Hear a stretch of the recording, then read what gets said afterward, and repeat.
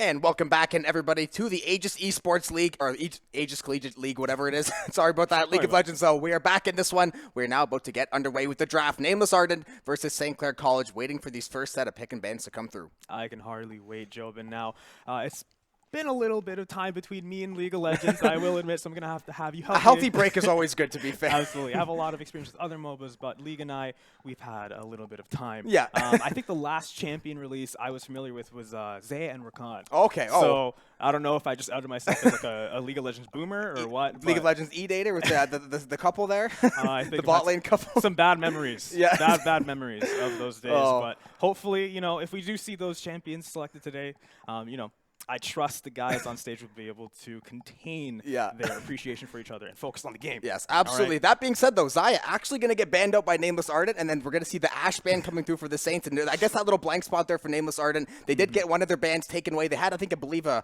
roster name change or a player name change last night. So by the league rules, it qualifies. They technically lose one ban, I believe, just for this first game. I don't think it should affect the rest of the series. We'll have to confirm that at the later games, though. But Zaya is going to be their 1 out of 2 bans, I guess. The Ashe, the Nautilus, going to be banned away for St. Clair. So St. Clair, usually their bot lane, they like to try to get ahead early in the game. Ashe is a champ that you just basically spam arrows in lane the entire game, makes it hard to walk forward and just like slows you the entire time. I do know Nautilus is quite infamous for being able to kill people just like in the just blink hook, of an eye. yeah. So land the hook, slap down, stuck forever. If you're trying to secure your bot lane to snowball into the big threat that you're kind of balancing your team composition around, you do not want it to get, stomped out by a Nautilus in the first 10 minutes. Yeah, we don't. Yeah, and both of these teams should be, I'm guessing, fairly high level. I saw like a lot of Masters, a lot of GMs, couple of Challengers. So both of these teams, they're going to kind of have an identity. I think they're going to have a couple of champs they know they want to play. For Rock Boom, we know he usually likes to play the Tristana. We see that get banned away a lot. We know Akashi's got a pretty deep pool in that mid lane as well. So curious to see what he's going to bust up for his first choice here. We are going to see the Wukong ban for the Saints. So one of the most meta junglers right now.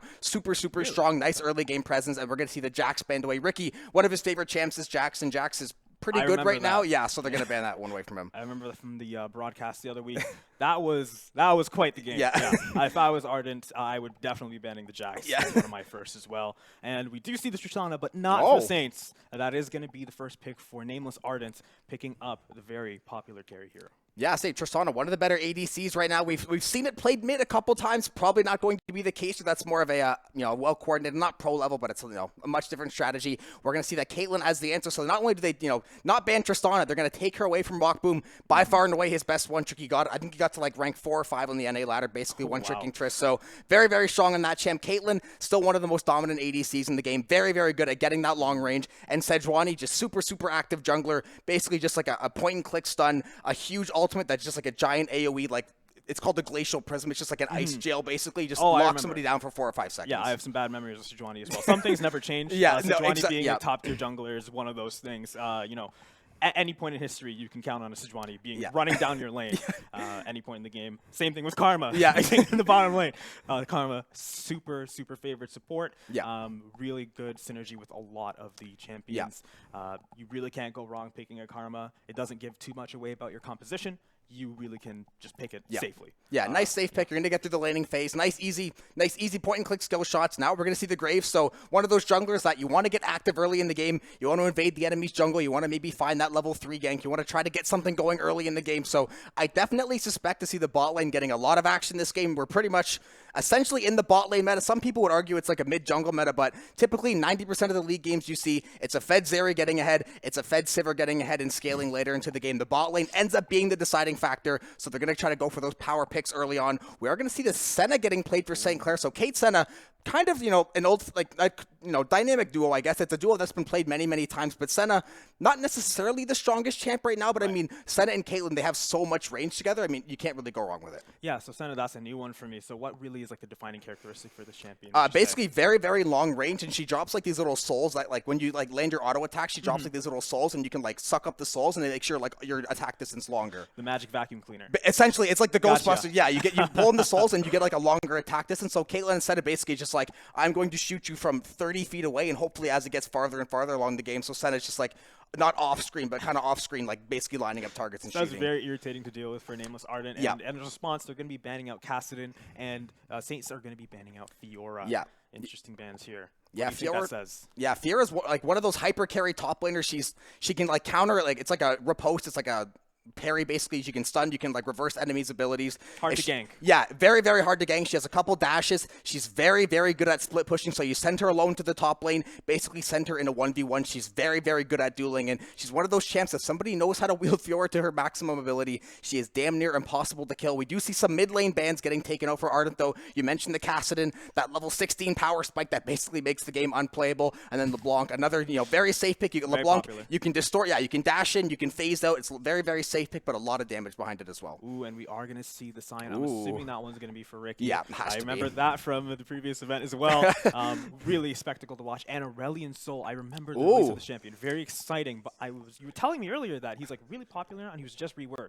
Popular and exciting are two words that are definitely applicable here, but Aurelion Sol, after his recent rework, looks like an entirely different champ. You're going to see him get on the rip. Basically, his stun and his abilities go the entire length of the lane. We're going to see the Cho'Gath getting rounded out. The Saints just have that last pick to come in, but that Cho'Gath, a nice meaty top laner, basically going to be like a wet noodle fight in the top lane. No one really going to have a lot of kill pressure early on. And Talia, one of the strongest mid laners in the game, so dynamic for team fighting, setting up the walls. Yeah, Talia, she honestly one of the best mid laners, and in the hands of somebody like Akashi that is known for making plays. She is so good at setting up dragon fights, cutting off certain angles, trapping people in certain areas. The Saints right now, they have a lot of potential to get these picks if they try to find them. Yep, and Jobin, I think I speak for everybody when I say this game is looking to be one for the ages. We have two star-studded compositions, and it looks like the Saints and Nameless Ardent are ready for a battle. We're looking to get things underway, and I cannot wait to see what they have in store for us. Yeah, we haven't had any League of Legends for about a month now. The players look like they're just about to get over onto the Rift here, getting things settled in just a moment or two. But like we said, since those NACL quals, I don't think we've had any League of Legends on stream. Maybe only one match. That last time they played very, very strong teams like a UC Irvine, like all these other programs, and they showed up and they showed out. But we're now on to the Rift for the first game of the Aegis Collegiate League, and here we go. So now we're looking at Rock Boom, doing a little bit of dance in the bottom lane. Like I said, Ricky going to be on the Scion in the top lane. Akashi looking like to be giving a leash to Sejuani jungler, and the top side, Graves, Tristana, and Karma in the bottom side, getting things ready for the brutal fight we are going to see tonight. Yeah, Yoldafen flexing one of the new Aurelion Sol, got a nice little skin on there as well, so a little bit of posturing from these two mid laners. Now, just going to have to back off for the time being. No one really wants to give anything away, and that's always the interesting thing about seeing like teams that we either haven't seen before, or like tournaments like this, is what kind of style are teams going to want to approach. The meta right now is in a fairly stiff position as things are, and Biscotti as well. One thing for Senna is she's very, very quick at clearing out like vision wards, so she's super, super good for clearing out a lot of vision in her side of the jungle. She builds this item called the Umbro Glaive. You can clear out wards in like 1 or 2 hits, so that's basically she's going to be good for clearing a lot of vision out, trying to gain like vision control of the jungle, and then obviously that long range ability as always. Yep, and top lane going about as expected. A lot of scrappy little exchanges going on. Bottom lane, however, is going to be really sensitive to external pressures. These champions are a little bit squishy. Oh, looks like he might be setting up for a kill. He's getting really low. Ricky's going to get the kill, I think. Oh! Who died? Gibby turns on Ricky. I believe he flashes behind Ricky, actually finds the kill. Wow. Ricky is in the passive, just going to have to work on clearing that wave, though. He's going to at least catch the level up. He's going to have to TP back to lane, but Ricky looked like he had that kill topside. Didn't have the ability cooldown, though, I guess. You know what really caught me off there was I was looking at the health bar of Cho'Gath. Yeah, it looked like it. That's why I was like, oh, Ricky's going to get the kill. One more auto. And then I saw that someone died, but Cho'Gath was still alive. It looks like someone else might die, actually. A little bit of a gank coming out from Graves. He gets rooted up. And we have Sejuani looking for the assist, but he might not need it. A lot of damage itself just coming out from the two bottom laners, clearing out the gank. Both buffs up on Graves. Sejuani looking Alonso clear. He's going to find a kill here. Oh, but he flashes out, dashes out of danger. Might have to go back for the base for his shovels, but now Sejuani is caught off. Going to just dash over the rocks. Aurelion Sol chasing her down. Trouble. That's going to be the bomb coming out. Rumio has now taken out our Sejuani. Now it's 2-0. Yeah, and that is first blood. That's going to be first and second blood, I guess, to Nameless Ardent. Getting that gold in the top lane, definitely going to help out a little bit, and getting this bot lane online and ahead early. Tristana is one of those champs, if it gets super, super ahead early in the game, it can become almost impossible to deal with later in the game. When she finds a kill later in the game especially, she gets like a reset on her jump, so she can basically jump around these team fights. So hard to lock down. We're going to see a second attempt at diving the bot lane here. Rockboom is going to have to burn his flash. Biscotti going to get nearsighted by the Graves, trying to land some damage back the other way. away. But that's what I was talking about. You see Graves early in the game, he wants to come and try to make an impact. Obviously, if you're Ricky, you would have loved to have gotten that first blood in the top lane. Ricky, though, with Sion, not unkillable once he gets past a certain level, but he's going to build strictly HP and tank items, and he's going to be able to eat a lot of shots before he goes down. And it's very dangerous to underestimate the damage potential that comes out of this bottom lane. You saw the gank coming out, but was immediately repelled just by a couple of spells used, very strategically coming out. And now in the middle lane, it looks like, again,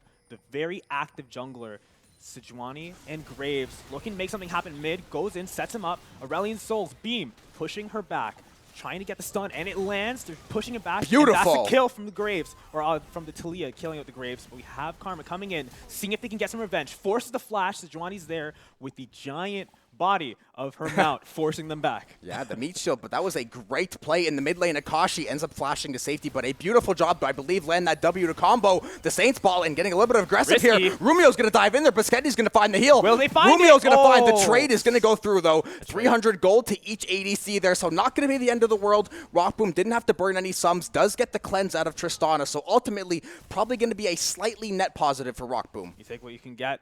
You take what you get. If you have to lose your carry, at least you got theirs. You never want it to be a single exchange. You don't want to lose your carry without giving anything else. And in the top lane, again, we see some exchanges going on. Ricky versus Gibi. Is that how you say it? Gibi, yeah. You know, either way. I'm sure he'll tell us. He'll correct us after the game.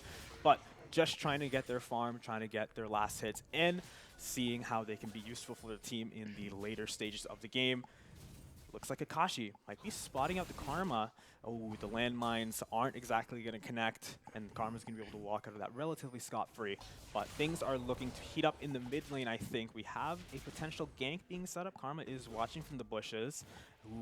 There we have the bottom laner support, and we have Sejuani coming up as well, looking to set up for the dragon. Sejuani is going in on the Karma. Yeah, they're going to try to get the engager. It looks like Karma going to be a very nice target to pick away. Sorblue going to be very, very low on HP. That health bar melting away. Biscetti should have the range. The stun lands. The chains are there for the finish. You maybe would have liked Alonso to get the kill. He's going to have to burn the flash to get it, but that should open up the dragon pit. That bot lane getting shoved in as well. They can maybe try to get down there in a hurry to make a play on Rumio with his bot lane partner getting back to lane here. But I think they're maybe going to, a little bit early to get the drag, maybe don't have enough damage quite yet, so they're going to probably try to wait out that one. Akashi actually went down in the middle of that exchange, so that's probably why they couldn't go for the dragon. They didn't have the burst damage from Oh, true. Yeah. That would make a lot of sense. And Talia, again, one of those champs as well. So good for kind of zoning off those team fights. We saw, went out to try to catch the Karma. So, yeah, the Saints are going to walk away with that one. Akashi is going to be using that first strike. So, going to be a little bit of extra damage for that first hit in the engagements. Put some extra gold in his back pocket. Pretty even game across the board. Rockboom has a slight lead in farm right now, but that Tristana lane going to keep shoving in and so good at chipping away at those towers. But I like how active the early game has been, because we see some games where it's like 10, 12 minutes and I'm falling asleep because there hasn't been any kills. Yeah, it's nothing like some fresh kills to keep you nice and awake and excited, and I don't think this game is going to slow down in that regard anytime soon. Yeah. We have the action recentering on the bottom lane. It looks like the champions want to get some action done. Karma is moving back, seeing if they can catch them off guard. Wow. She's been roaming so much. That's like, it's not necessarily a bad thing if you're getting some value in the other lane. She has set up a couple of picks, but to be that behind in lanes, actually 0 assists. So getting picked herself. I was going to say, yeah, having 0 assists, I'm going to make that a little bit trickier. Now we're going to see Biscetti. He already has the boots of swiftness, so he's going to be able to run around the map very, very fast. Senna, very, very good at roaming. She can go into like this little, like kind of like, not like a goo mode, like a shroud almost. You can like zoom around in a shroud almost, yeah, and kind of get around the map that way. So gonna opt for that, but still waiting to hit that level 6. Sorblue though, as long as they play safe in lane, that's not gonna be the end of the world. I think I like goo mode more. I think that. we'll trademark that one instead. Sejuani is on the top side, gonna have to make her way to the bottom to see if she can alleviate a little bit of the pressure that's being laid out by Nameless Ardent. Top side again, looking the same as always. You never want it to be too volatile, because that just takes attention away again from your bottom lane. You don't want to have to be sending too many resources top, although many opportunities can be present in the top lane to set up for some free kills. That's easy gold. You never want to pass that up. But Dragon is an even bigger opportunity. Nameless Ardent are clearing it out. Yeah, they're going to get it. Saints aren't looking to contest this. They don't have the Talia ultimate, I don't believe, and they get the Dragon. I've never seen that Dragon before in my life. Hextech, it's fairly new. I think it came out, I believe, sometime around a year ago. Yep. One of the strongest dragons in the game. If you get the Hextech Soul later in the game, it basically, if you land an ability on an enemy, there's like chain lightning that hits any other enemy close by. Oh, wow. And not only does it damage, it slows. Wow. It is. It sounds. It is almost as broken as it sounds. All that for killing one dragon. They've tuned it. Well, if you get the soul later in the game, the hex tech. I think the what it gives you now. I think you get like a slight soul and you get like AP. So like it makes you strong. Like your abilities do more damage. But if you get like that 4th hex dragon later in the game, that's what can be a very much a difference maker. But there are a couple of dragons that don't really do much either. Rift Herald is where the party's at right now. Akashi leading forward bravely, as well as a Sejuani charging through. The 1 stun is going up. Akashi's in a lot of trouble, being bursted down, and that's the ultimate from the Graves going to take out Akashi. That is another death from the Saints mid laner, and they're looking to set up another one. Karma chasing down Sejuani. The root goes out. Aurelion Sol's not going to be able to follow up. Yep. Tanky is the name of the game when it comes to Sejuani. If there's one word to describe that champion, tanky and cold. Exactly.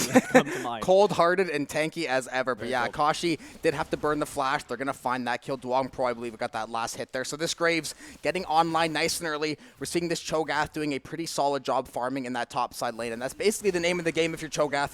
Try to get as much CS. Sorblue, he's going to land the root onto Rockboom, or rather, he's Rockboom. Have to try to get away. We're going to have to land the E. The Centaur is going to come from across the map, land on Rumio. Does a little bit of damage. Is going to dissuade the push. Rockboom does have to flash and ghost, though. So if you're the side of Nameless Ardent right now, you're pinging no sums bot. They have all of their sums up, so this bot lane dive might look to be the play for Duong Pro next go round. They're absolutely going to have to play a lot more carefully.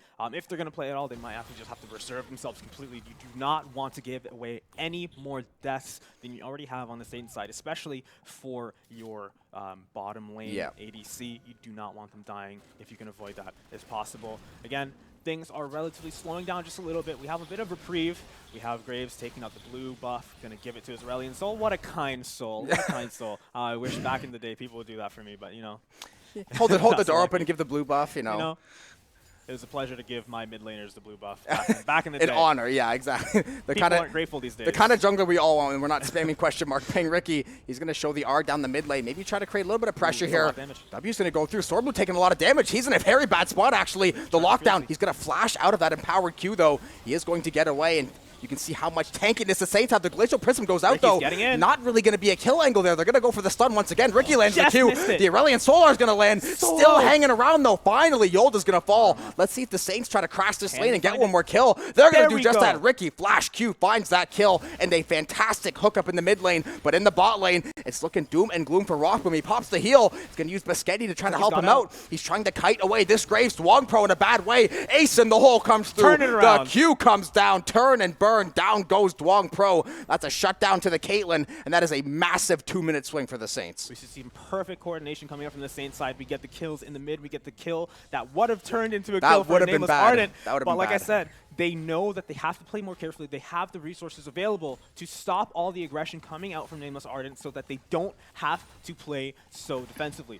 They don't want to have to sell, but it looks like they're going to get a little bit more aggressive, maybe more than they should. Rumio going up, he actually gets the kill under the tower. Tristana bomb. Oh, so much damage. That's the beauty of Tristana. Even when she's able to land that bomb, she can jump away to safety, avoid the tower shots. But the Saints had their sights set on the bot lane. Sorblue, 1 HP. Alonso waiting for the turn. Akashi finds the kill onto Sorblue, picking up his second one of the game. They're finished that Loons a little bit ago. Ricky still hacking away at this top wave. Should be building into these tank items soon. The Cho'Gath already has the Heartsteel. We're going to see that Black Cleaver for the Graves, one of the stronger items right now. Now we're going to see Tristana complete her mythic. We see Rockboom already over onto that Gale Force. But so far, very, very active early game. And I believe we should have a Dragon coming up sooner or later here. Yep, bottom tower looking to get eliminated as well.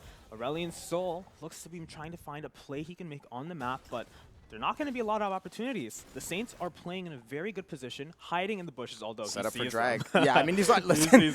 Oh, they're actually looking for the kill, but I don't think they saw Biscotti. Oh, the Talia goes down. Akashi gets caught out in the bush. He was not aware that they were watching him that entire time. Quite awkward indeed. Yeah. He has to go down there, but in exchange, we get the bottom turret. Going for the Saints, but the mid turret is going to be focused down by Nameless Ardent as well. Rift Herald is actually going to be committed for this. Let's see how many hits they can get off before the Saints focus it down. It'll just be the one, yeah. It'll just be the one, yeah.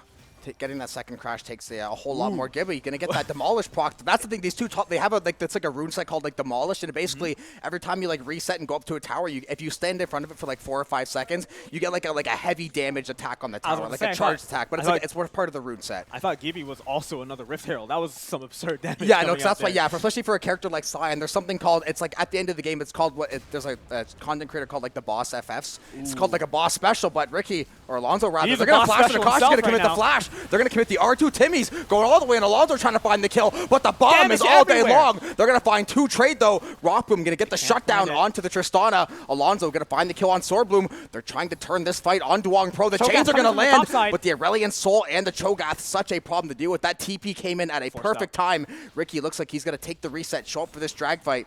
If I'm the Saints, I don't think they're going to be able to contest this one based on how that fight just went, so they are going to most likely have to concede the second dragon here. They are going to use that early smite to make sure they get it. They're going to find that second dragon. Ricky's going to land that R. They're going to go for the Q-stun. The Saints are not going to come up on this fight. There's that chem drag over the chains land. Ricky's trying to go in. The Aurelion Soul damage is going to be so much. Down goes Muschetti. Ricky's in a very bad spot as well. He's going to go down, and Rockboom looks like he's going to fall too. That is a double to A-Soul. A kill over to the Cho'Gath. Ricky in the passive, though. Can he reach Gibby in time? He will not be able to. Nameless Ardent cleans up that fight. Yep, we have Akashi coming in, seeing if he can find any scraps to clean up here, but he might just have to walk away. You know, it's good Don't for risk him. anything, yeah, at this point. But he's actually caught off by the Tristana? No. Okay, thought that he was going to get gone on, but he is able to retreat underneath the tower, defending it a little bit. He does not want to go down just yet. This is their last hope to contest any of the dragons right now. They still have the bottom turret, but once they lose the mid turret, it is going to be quite difficult. Oh, and wow! All that took was a Kraken Slayer pretty much to delete Akashi, basically blow him up 100-0. That's going to be the second or third time he kind of got caught out in the woods there. And that wasn't even necessarily bad positioning, but that is just how powerful Tristana is. I mean, look at Muschetti's health off this one bomb after like he wasn't even there. It's like significant percentage, even if you have a couple health items under your belt. It's just so much damage. And now the Saints, like you said, when you lose that mid and bot tower early on, fighting over those dragons becomes borderline impossible. It's so hard to gain vision. And a team that's playing as aggressive as Nameless Ardent, you're going to have to find some way to, you know, like find someone in isolation, use that. We haven't seen the Talia wall used, I don't think, a single time yet. And if it hasn't really gotten the value Akashi's looking for. So they need to coordinate some kind of team play with this comp. Absolutely. And again, Ricky's just going around the map, constantly finding trouble to get into, because he knows that that is the name of the game for his champion. Ricky playing the Scion in a really effective way, just going around the map, alleviating pressure where he can, and trying to set his team up for success as best as possible. Like I said, he's in the bottom lane, distracting the Aurelion Soul. That allows his mid laner to, or that allows, sorry, Rockboom and Muschetti to take the mid turret. But he actually might go down for it. Aurelion Soul trying to commit for the kill, but it's not going to be enough. In the middle lane, we have Duong Pro going for Muschetti. Stun's going through. They're trying to find anything they can to turn this fight into their favor. They stun the Cho'Gath. They're trying to burst him down as much as possible. He's not quite in the turret range. They're not going to be able to hit him down just as much.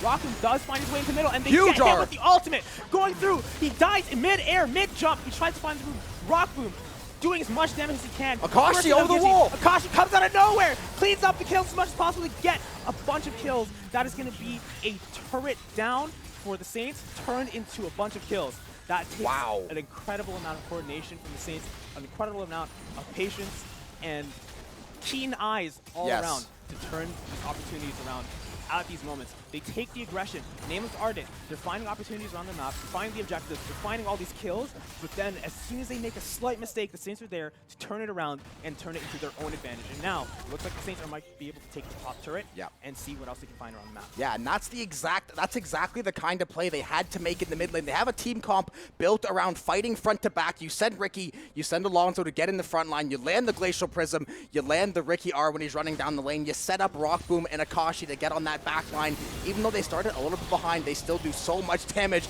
This A-Soul does a lot of damage too. Ricky, though, gonna land a massive auto. Gonna get tagged down, though. The Karma Root might come through here. The Q, actually, Ricky is gonna pop that ultimate. Very good timing. Rumius has to be careful. Rockboom might explode here. Ricky lands the empowered Q. The tower's gonna go down. Ricky's gonna escape with his life. He does have to flash away.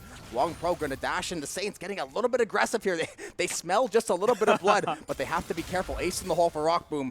Rumio not going to fall just yet. Both of these teams, actually, Rockboom already has the IE complete as well. So this Caitlyn and this Tristana are going to hit very hard. Yeah, Ricky's been bleeding. Oh, topside dive. Yeah, they're going for it. Akashi sees if he can try setting up anything he's in trouble. to get Gibi. We do have the Sketty and Alonso coming Alonso in. has He's stuck in the ultimate. bushes. He has nobody here to help him. This seems to be a kill that is very doable for the Saints, but it might not be as easy as it seems. You're looking at a huge so much health. So much health. And it's turn this around, but it's not going to be that easy for him. They are going to be able to take the kill relatively safe. That took a lot more time than probably they were hoping. And meanwhile, they're getting the kill top. They have the Riffle bottom, but Ricky isn't going to be able to clean it up with the block. Yeah, that's a sign of a good team, though. If you're going to lose something on the top side of the map, you got to get your pound of flesh back in some other way. They take that second Rift Herald, they drop it bot, and you can see these tank items already on the Cho'Gath. Cho'Gath, known for scaling with HP. This new item, Heart Steel, not quite as overtuned as it was a couple months ago, but basically your health scales. For the more health you get, the more health the item gives you, essentially. So you can see he's already at an extra 343 HP. Ricky building a similar item set. So basically this Cho'Gath going to build and build and build and try to essentially build not unlimited HP, but essentially, like, he's going to sit there, basically do 0 damage and just tank shots. Alonso, though, lands the Glacial Prism. The Senna are going to come through. Ricky's going to land the Q. Dwong Pro going to get stunned up just for a second here. The Acel's going to land. All 5 getting ticked up. The Boschetti's going to go. Ricky's going to go down. Alonso's going down, too. Eternal, our Nameless Ardent, trying to turn this fight around. Ricky in a very, very bad spot here. That's going to be 2 over to them. The Ace in the hole doing nothing to the Cho'Gath. The Saints, a lot of low HP members. Rumio's going right in on Rock Boom, though. Lands the bomb. Rock Boom fires a Q back the other way. No mana on Rock Boom. Akashi and Boschetti, though, the HP just low enough where they can maybe make a play here, or at the very least, they can try to stall out this dragon. They have a numbers advantage, but they do not have an HP advantage, and that's huge. The burst damage that can come out from the remaining champions on the same side is not to be trifled with, and they know that. They're going to respect that, and they're going to back out while they still can. They took the kill. That was a fight that could have gone disastrously from the Saints. Gibi got to the back line and immediately stunned up the entire back row. It was absolutely tragic, but they did turn it around for the better, and that was a really executed fight all around. The Nameless Ardent doing an excellent job picking out positioning.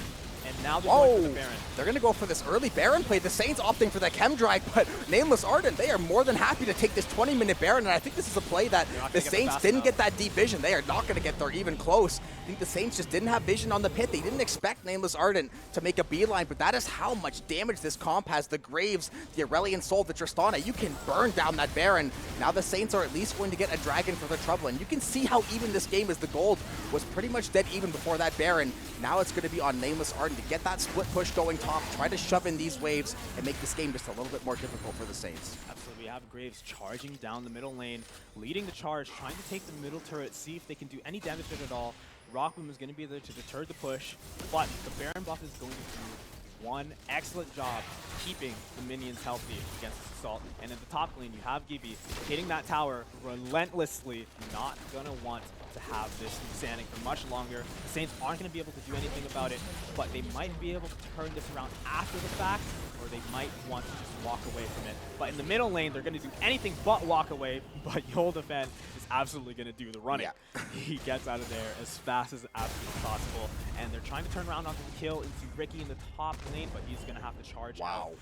Anytime you get rid of the Scion charge, that is a moment you are breathing a sigh of relief on the side of Nameless Ardent, because that can turn around a team fight, make no mistake. Yeah, and if you can lock down that Scion with enough CC, you can definitely chip away at that HP. This Cho'Gath, though, this is a meaty fella. Look at that health bar at level 13. So much extra health.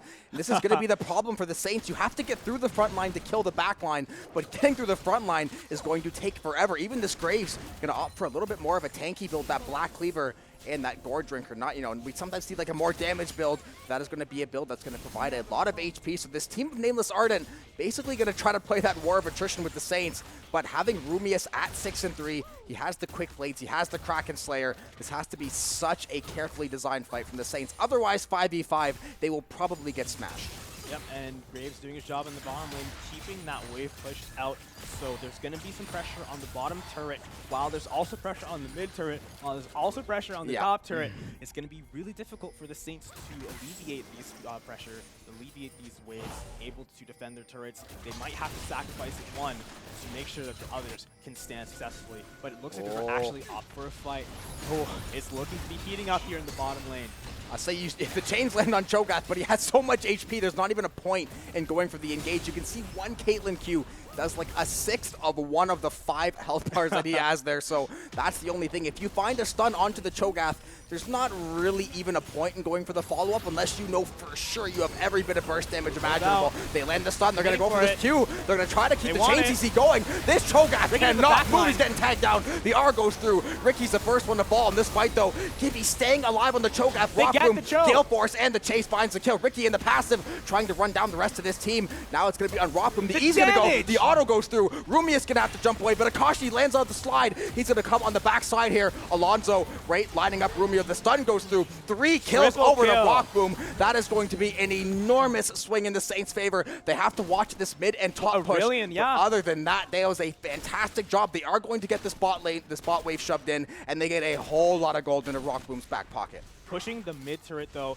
they don't want, like I said, you never want to give anything away for free. If you're going to lose 3 of your champions or 4, you want to be trying to get something on that. Even if it's just a little bit of damage. Nameless Ardent, recognizing the opportunity, knowing he can at least hit it for free without any contest. He's going to take the opportunity and get out before it's too late. That recognition, that acknowledgement of the opportunity and knowing when to retreat, that's masterful. Well executed from Nameless Ardent as well. But speaking of masterful, that team fight, watching Ricky just get in there and be the magnet for the damage, and then as soon as he dies, just immediately charge back, forcing Nameless Ardent to put all their attention on him while Rockboom is just weaving around and getting all the damage out.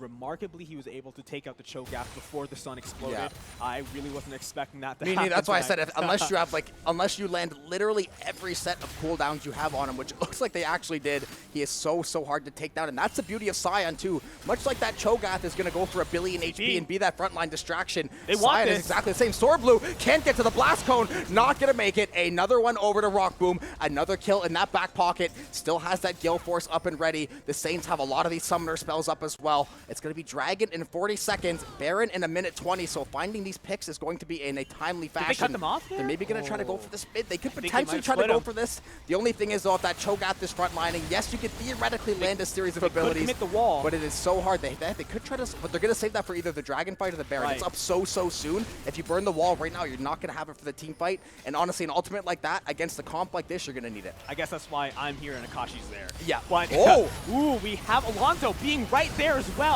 in the middle of the team fight, stunning up the Cho'Gath. They're pouring everything they can into Gibby while they still can. They really want the kill so they can turn their attention elsewhere. They got it. Ricky low HP as well, but he is not down yet. Even if he goes down once, he will rise again. He's got 2 lives. Yeah, we only have 4 champions up for Nameless Ardent, 5 for the Saints, and they're going to make a beeline for the Dragon. Will Ardent pursue? That is yet to be determined.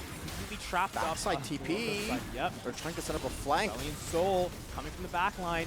Ricky, stun gets whiffed. Aurelion Sol charges right in. Rumio so low. Ricky is not going to be able to get the kill, but he's going to rise once more, looking to see what he can get. He actually is going to burst down with Karma with Akashi's help, and the huge R coming through. He's going to do a bunch of damage. Dwong Pro is running for his life from Rockboom, but you cannot run from the rolling stone. He's chasing him down, trying to get the kill, but he's not going to find it, unfortunately. Didn't have Flash, didn't have Gale Force, but ultimately a net positive for the Saints. The drag looks like it did get flipped over to that side of Nameless Ardent, so going to be a little bit of a loss there for the Saints. They may be going for Baron. But the way they're finding these kills, I would definitely think Baron wouldn't be the worst call in the world. The jungler and the top laner are both alive, and I was going to say, when that raid boss Cho'Gath is down, then you can really take a favorable fight. Yoldafan only at half HP, doesn't have any summoner spells as well. This could potentially be a huge Baron play. They are going to put the wall up. Akashi going all the way and takes out Rumius. Dwong Pro now in the bottom side behind this pit. Akashi trying to give chase here. The Saints, the blast cone going to get him to safety, but this Baron should be getting pinged up out the wazoo. Rumio down.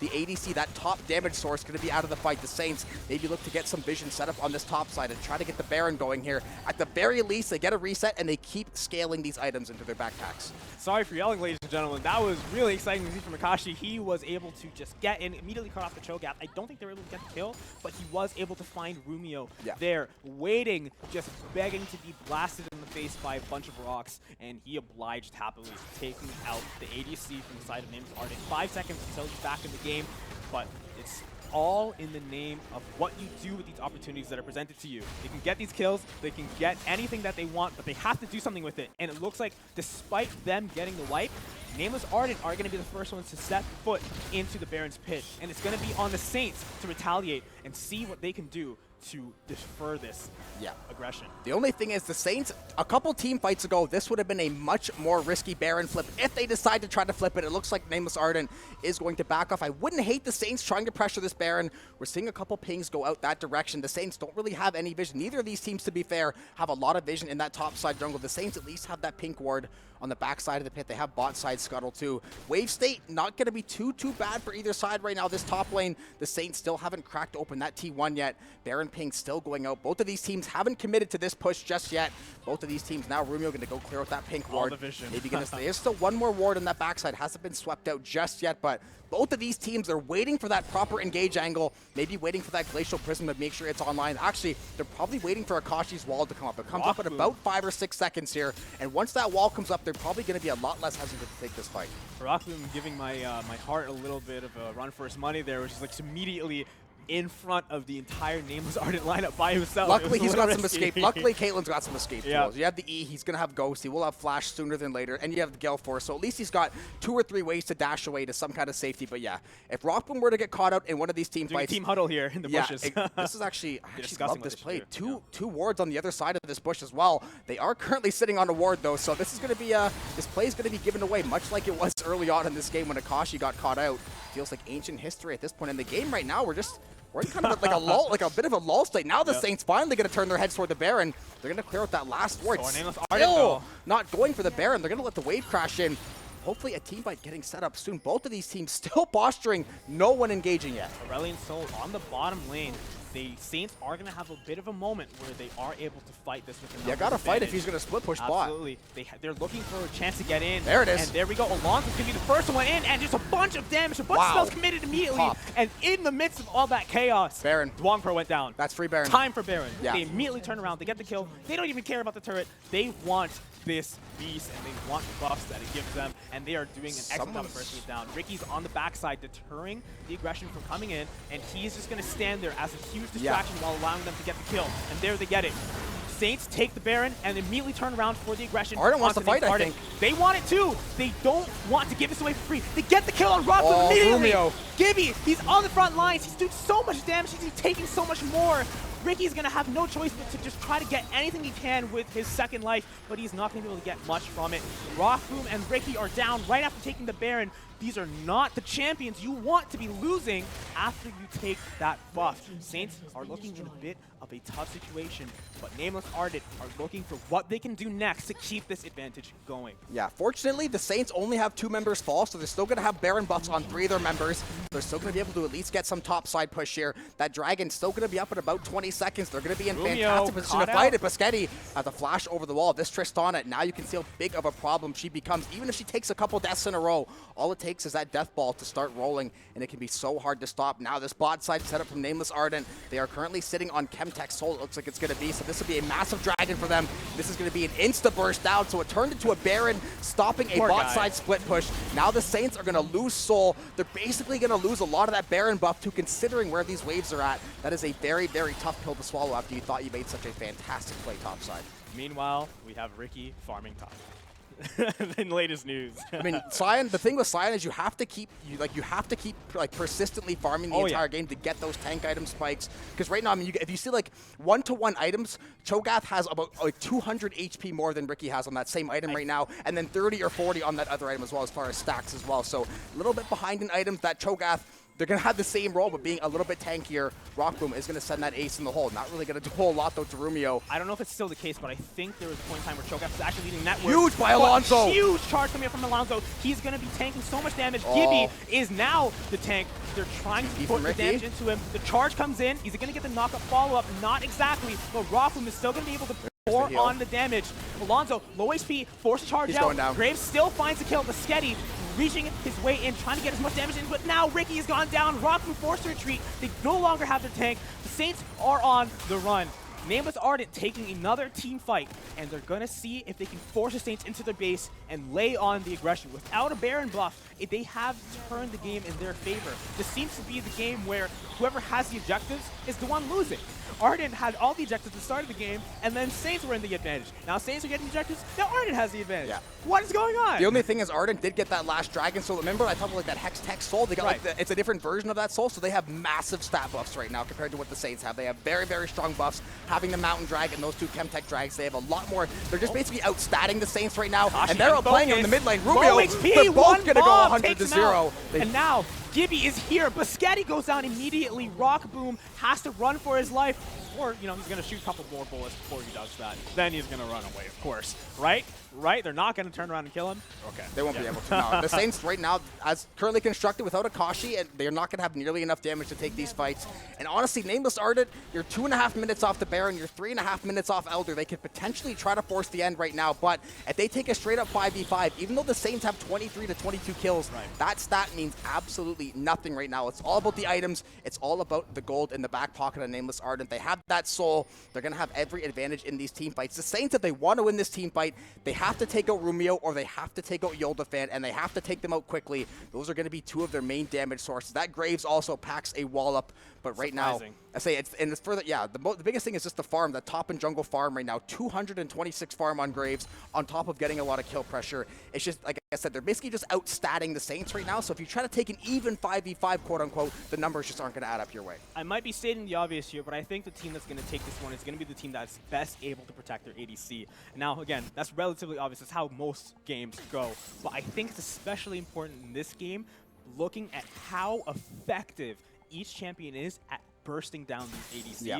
And Tristana and Caitlyn, they aren't static. They do have mobility, but they definitely do have trouble being forced with that up face aggression, and they are very susceptible to these kills, these deaths. So the team that is able to alleviate that is going to be the one that's probably going to take this away, and that is not a small task. We see at the start of every fight, almost one carry goes down to either team immediately. And now Ricky is going to knock up Gibby. It's not going to be too much. They're not committing one way or the other yet. So much health. It looks like this is going to be the commit. Not exactly. Nah, this Shogath, if the Saints were to commit right now, I don't see even a universe where they win this fight. 5v5, they straight up lose. Like, no matter what fight. I think you're right. Unless they find an instant pick, 5v5, they're going to get outstatted. They're going to get outdamaged. That Cho'Gath has basically double the health Ricky has somehow playing on the Scion. And the one good thing that Cho'Gath built as well, he built this item, Leandra's Anguish. Oh, they walled him like off. That burn damage. That's the thing. Yeah, a lot of Storm was going to get a lot of damage, but the healing and the shields are so much on Ardent. They have so much shielding with the Karma, so much healing with that R ability. They can basically take an entire wave of abilities, and they're basically going to try to walk this one into the base. They're going to take the inhibitor. They're going to try their best to get this disengage going. The only thing, the Aurelion Soul stun, the Karma stuns, they have so many ways to slow these Saints down. Gibby going to take the inhibitor, 5v5. Now, Ardent, if you're Ardent, you're going to back off right now. You're going to set up for Baron. You're going to get wards on the Elder Dragon pit. You're going to either try to take this Elder, and if you're St. Clair, you're trying to burger flip this Elder, or you are rushing Baron if they decide to set up bot side instead. Absolutely. Saints. You have to like do something risky. Not risky, but you have to try to start making plays right now. They're slowly accepting their death. I think everything is risky in this game. Even just stepping out of their base at any moment, they can get burst down. If Tristana jumps over a bush and one taps you, you have a Cho'Gath that is seemingly unkillable. Yet Rock Boom is starting to change my mind a little bit. These team fights, he is chipping him down really hard. He's never able to find that kill. Akashi's facing a little bit of trouble. Ricky's going to charge in. He finds the Karma to get the kill down, but he's going to go down Ricky's for the going trouble. Down. Rock Boom is trying to burst down Gibby, but he's not going to be able to get too much damage out. Ricky doing what he can with That's second life. Do nothing to the Absolutely. Cho'Gath. Rumio is going to go in for the aggression when he's going to get pushed back. Alonso going in, trying to find, running out, and he gets burst down. Rock Boom is down, but they're so low, but they cannot find the cleanup. Akashi's down. Rock Boom is down. Who's going to get these kills? It's not going to be anybody. It does not matter how much damage you do if you can't finish the job. Probably going to be game over, I would have to imagine. 50 seconds on Talia, 40 on Caitlyn. Look at the HP of Cho'Gath continuously going up with these items at almost 1,000 stacks on the Heartsteel. 126 on the Sunfire. This game is all but over. Their last line. It's all going to be over. Alonso does not have the HP. This Cho'Gath is a great boss. It is not going to matter. The stuns, the zoning, the blockage, it's not going to be enough. Nameless Ardent, it's not going to matter anyways. This Nexus is going to go down. The TPs are not going to matter. That is too much damage, too much tankiness. It was a very, very even game. A couple of fights could have gone one way or the other and potentially changed things, but Nameless Ardent are going to take game 1. And that is going to be game 1 for Nameless Ardent in the ACL League season opener. That's going to be one hell of a game. Like I said, I'm never wrong. Okay, I said that was going to be one hell of a game, and it was. It was really, really amazing to watch that fighting. It was such a close game at basically every point.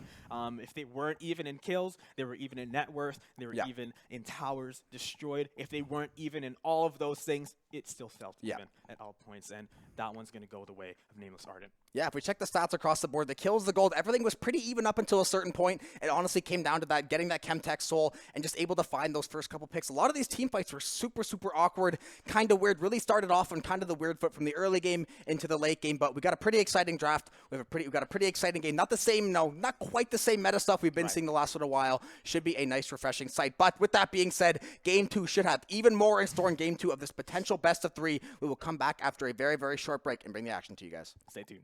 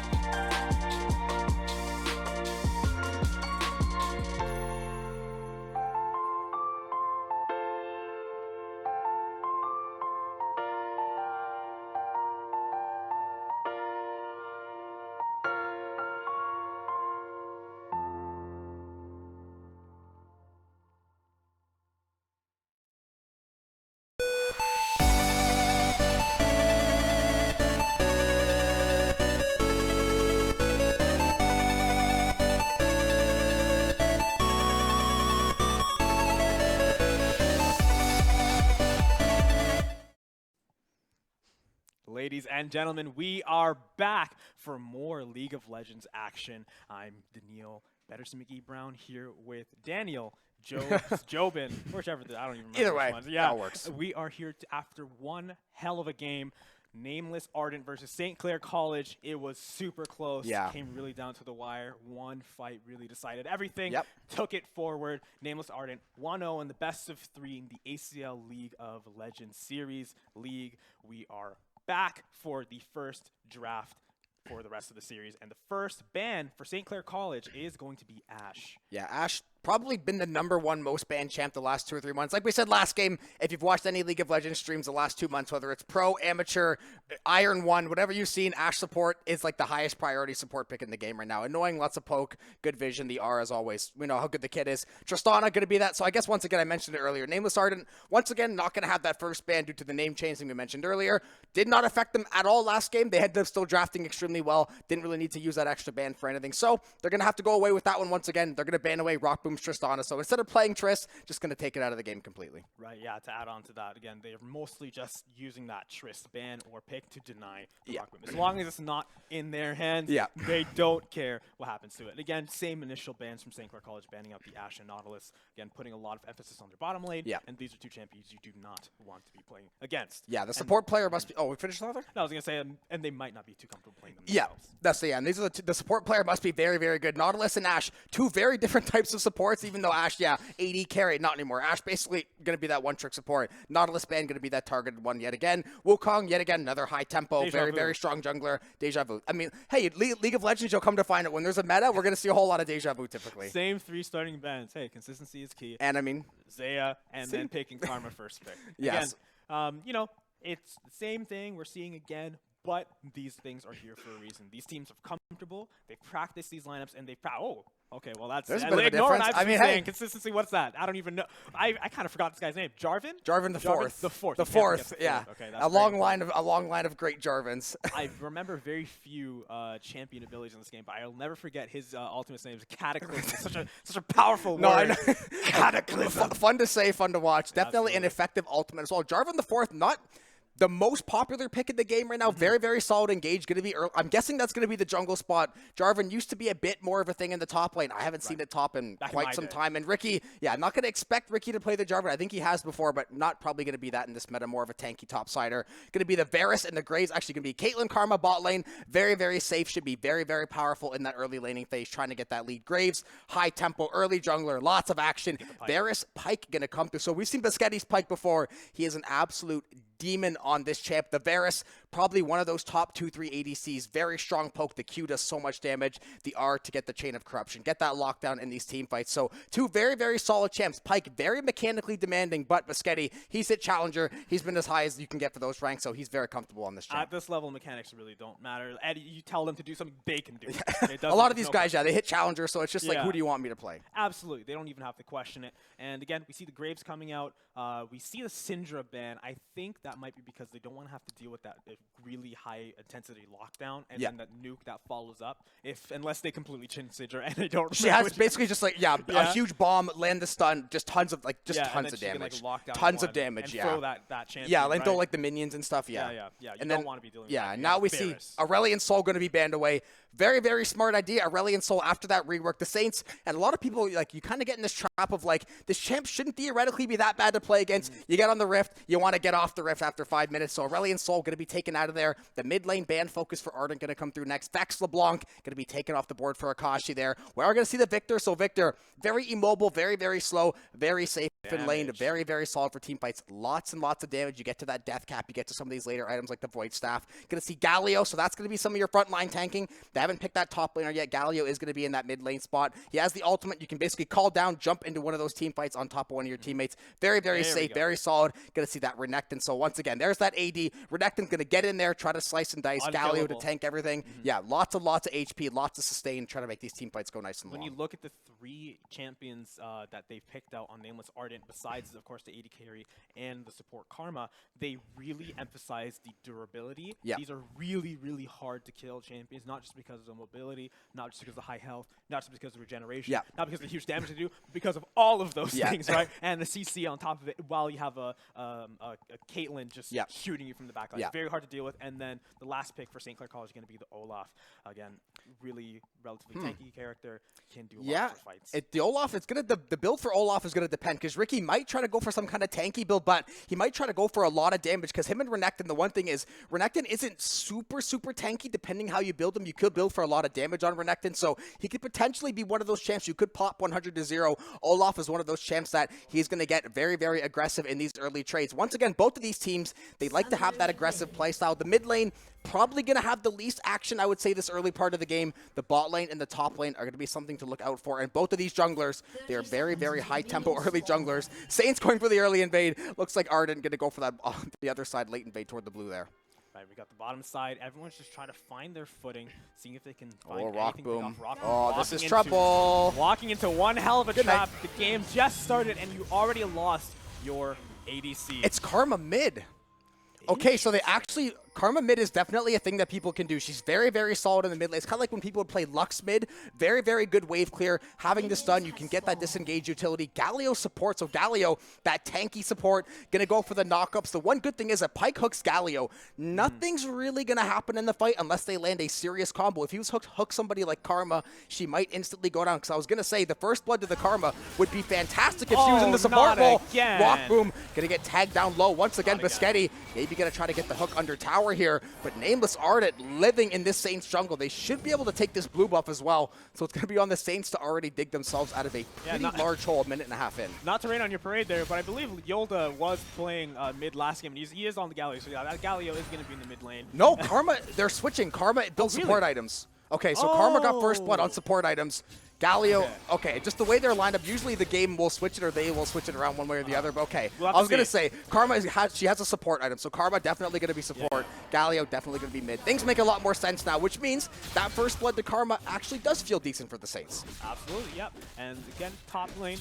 You're going to see some actions, relatively controlled actions with these two in the top lane. You're not going to see a 1-2 burst down kill, but they are going to Oh, nice hook. And speaking of trading, he's going to die. Pull it from Biscotti. Ignite. So close to getting the kill. The Ignite is going to take the kill away. Rumio trying to get revenge. You kill my support, I kill you, but he just walks away. So, I mean, both of the supports get a kill, and one of the ADCs go down, so gonna essentially be a 1-for-1 in the end. I do believe that Duong Pro did go steal away that blue buff, so it's going to be a little bit of counter jungling from the side of Nameless Ardent.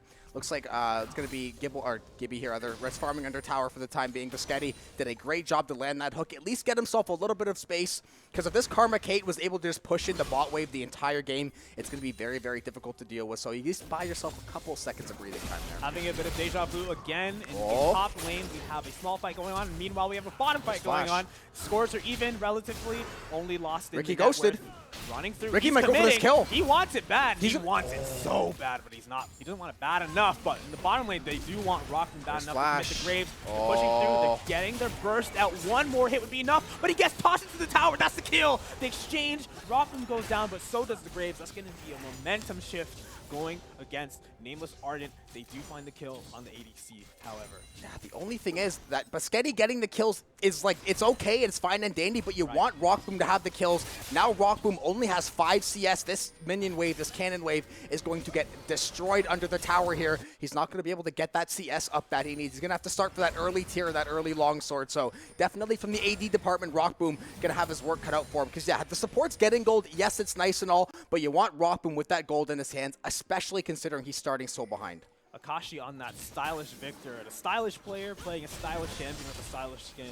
You couldn't get anything better than that against the illustrious Yolda fan Galio. They are just trading, not too much action going on in there, like you said, but the game is going to be revolved around them eventually. As you can already see, there was a little bit of pressure coming out from the supports, just getting vision up, hoping to make some plays there eventually, because as soon as they get their core abilities online, they are going to be looking to get things underway. Olaf is now going to be a little stunned up, a little bit of CC underway, but they are relatively even all around. Again, just like last game, scores even, net worths even, and they're trading out, trying to find something in the bottom lane. We got 3 champions here yet again. If this was a solo pub, you definitely have someone in chat complaining.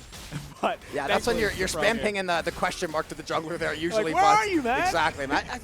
Second time I got ganked already. The taunt gonna get landed on Akashi. That mid lane still been fairly even back and forth. The bot lane has seen some pretty decent action. Ricky trying to get this top wave shoved in. Duong Pro maybe going to go for the all-in here. Rockboom's going to get slowed. The ability's going to land. The stun, the root might come through as well. He's going to find the kill, but Sketty's going to find the damage. The hook under tower. Rumio's going to die to this. He is going to. But Sketty, if you didn't look, you would have thought he was playing AD. He's going to be double buff now. Has those mobility boots as well. He might try to go for the Hex Slash hook here. He lands the Ignite, trying to land the death from under low as well. Sword Blue is low, but Biscotti is so low, and now he's got a lot of damage to fight his way out of.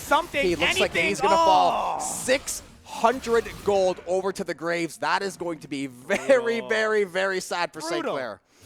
Wow, what a display. The volatility of Biscotti's Pike. If I was Nameless Ardent, that went your way now, but that is scary. Yeah, the only thing, Graves getting this ahead early. Graves, not that he can one-shot people already, but he's getting to that point already in the game where if he shows up in the lane and they have even half a wave under tower, he could probably pop somebody. You're right. He can't one-shot yet. He can two-shot. Yeah. Essentially, once he reloads that double barrel shotgun, it's gonna be lights up for one of those numbers. Rockboom did not have a lot of time to breathe with that. Graves just really, when you think about it, he just walked at him. Spam gank. Listen, if Rockboom is that far behind, he's 0-3, and they know, like, listen, the Saints are a very, very well-balanced team, but Rockboom has traditionally been the carry, and like I mentioned earlier, we're in kind of that bot lane meta, where if the bot lane gets so far ahead, you saw it last game, once Rumio had space to operate on the Tristana, basically unkillable, chunking away even at the tankiest of members, so getting Rockboom so far behind in this game, trying to put him so far out of reach, getting that damage number as low as possible, he's going to have to basically play safe the entire time to get back in the game, and doing that as the ADC, not necessarily going to get you ahead in any form. And while the kills are going to the Graves, it's important to remember that the space is being granted for Caitlyn to farm context. If you look in the bottom lane right now, she's just farming the creeps under tower completely free. No pressure there. She's in fact protected by her Graves and Karma, both at the flank spots where people can be pushing her. Not a care in the world. Meanwhile, Varus is sitting there, no creeps in hand, just waiting for a chance to eat something. So Varus is going to struggle quite a bit when it comes to being online and ready for the fights, but not out of the game just yet. They are going to look to shift the pressure that they're putting from the bottom lane Saints. They're going to try putting that pressure elsewhere, see if they can get somebody's momentum rolling. We have the top side. They might be trying to look for a kill. I think they're stealing the blue buff. Yeah, they're going to steal away the buffs, but the dragon is going to go over to Nameless Ardent. So once again, it's trade something top side for something bot side, and that was the beautiful thing too. Playing around these objectives is basically the way to win League. Get the bot lane ahead, play for the drags, play for the rift, play for the Baron, and if you get that bot lane killed a couple times early on, we see Rockboom.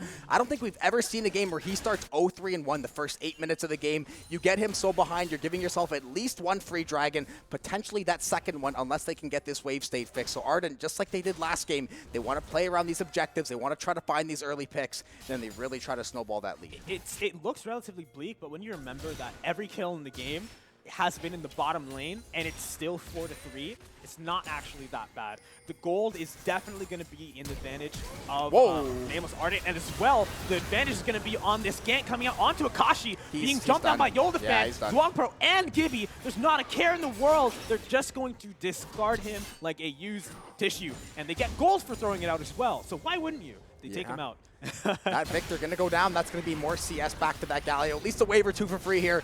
Might see a Herald contested though. Duong Pro, Ignite's going to go early. Biscotti is going to be there. Going to land the hook. The Cataclysm is all day long. The Galio are though. He's going to dive in for help here. Gibby's going to be tagged down low. One trade, 1-for-1. Jarvan takes out Renekton. Ricky going to fall to the Galio. That's 2 over to Alonso. The stun's going to be good. Yoldafan, a couple more seconds and you're going down too, buddy. And this Rift Herald is going to go over to the Saints. That is a triple kill for Alonso. That is how you get jungle momentum going on your side. Now you can play these top side objectives, and that helps you open up the map in more ways than one. Jobin, level with me here. When you woke up this morning, did you think you'd see a Jarvan triple kill today? Probably not. Right. So I'm not crazy here, but what is crazy is this root is going to pop up from Sword Blue onto Rockboom. This is looking to be another death on the Saints ADC. 7-6. This game is looking really tough for Rockboom, but still all on the board. It's still relatively close. They did manage to stop the Rift Herald going towards Nameless Ardent, and they are dead even on the net worth right now. I spoke too soon. Now they're 2K behind. I mean, they're getting a couple tower plates there. But yeah, if you're Rockboom, this is kind of that part of the game now. At least you have that level 6 up. Once Biscotti gets level 6, it'll be a little bit better to fight. He did burn both of his summoners though. Just basically the way he's playing this lane. Yes, you want to play that lane aggressively with Varus, but when you've been caught out a couple times already. You got to maybe take your foot off the gas. Gibby putting his foot on the gas pedal and putting Ricky LaFleur in the grave there on that top side. That is a solo bolo over to the Renekton. That Iron Spike whip to get the slow and that rest of the attack too much. And Nameless Ardent trying to slowly open up these solo lane advantages. This is the point in the game, I think, when your mental is actually it's being tested, important, yes. Right? And speaking of mental, they're trying to damage Swordblues a little bit along with his HP, but the fruit is actually going to heal him a bit. Not enough. The Sketty is starting to get the Cataclysm whiffs. They're not going to trap down the Galaxy. Oh, nice hook! That hook at the maximum range pulls him back in. They're trying to get it along. They're trying to space him out, and Rockboom from downtown gets the snipe and takes him out. Dwongpro's chasing, trying to get Musketi. He misses, but he gets Akashi in the bush. I don't even know if he saw that. He went for the ultimate. Yeah, he knew they had vision. He knew the ultimate. Musketi lands a second hook, though. Back in Musketi. What are you doing? He finds the kill. They're trying to get one more onto Rumio. Musketi's so low. So is Rockboom. So is Alonso. But they're trying to fight the carry down the bottom lane in front of the Dragon's Pit. They're trying their best to space this out, but I think they're just going to opt for the push. Ricky returning the favor on that solo kill. Does he? He gets it. They're trading kills back and forth. And what a fight coming out from Nameless Ardent and the Saints. Things have gone either way there. Perfectly played from both sides. They got to be careful. There's Chains of Corruption that land. Alonso's going to go in, though. The second Q, the E's going to follow. Musketi going to try to go over the wall. Won't able to make it. Rockboom, though, can charge up this Q. Maybe land that last shot. He thinks he's going to find the connection, but not going to find the kill there. Karma going to shield herself up. So once again, just like that first game, action on every part of the Rift right now. Seen a couple solo bolos back and forth on that top side. Swordblue still sitting near that blue side, that Tri-Brush on the same side. This bot tower getting absolutely decimated, though. And that is the one thing, if you're not going to be able to find a lot of these kills, you get that tower gold. We see that Rockboom is actually going to rush that Umbro Glaive, so going to try to make sure they clear out that jungle side vision. This wave, though, getting completely crashed in. That tower should be falling momentarily as well. But they're going to try to set up a dive in the bot lane here, it looks like. Damn, but wow. Like I was mentioning before, this is where your mental is really getting tested a bit. And ADCs are known for being quite volatile players on and off of the Rift, but Musketi might actually be more volatile. Rockboom coming through, gets huge damage onto Rumio. Musketi's still alive, double for Alonso, but Caitlyn is not. Musketi is trying to go back in. Rockboom is trying to stay alive here. Dwongpro just whiffs the Q. That's allowing Rockboom to stay alive. 1 HP. 1 HP, I think, quite literally, is all single that's keeping digit. Rockboom staying alive here. They find the kill, they turn around, and that is another wave of kills for the Jarvan, the fourth. They find a 4-piece in the bot side, 3 more over to Alonso. I mean, this Jarvan 4 getting active and getting his hands dirty. Forget about this bot lane deficit. That's one good thing. Rockboom should be getting some gold in his pocket. He might be picked out here. This Galio, Rockboom's going to need some help. He is going to fall to Yolda. That's going to be gold in the back pocket of that Galio. That's going to be that solo pick. Not going to be the end of the world for the Saints. You got the Herald Crash. You got Rockboom some gold in his back pocket, and you at least found a ton of kills to supplement that play. Finding the perfect opportunities at a moment's notice here. Nameless Ardent, they see these kills that they think they can go for, and they try their best free to drag off, again, though. But you have Jarvan, which who would have guessed having a champion that can press a button and dash and stun you and then keep you trapped in a rock is actually pretty strong, right? So he's there to stop all of these pushes and turn it around to all these kills, all this gold. Now, Saints, where they were actually behind like 4K, they're leading by 2. Yeah.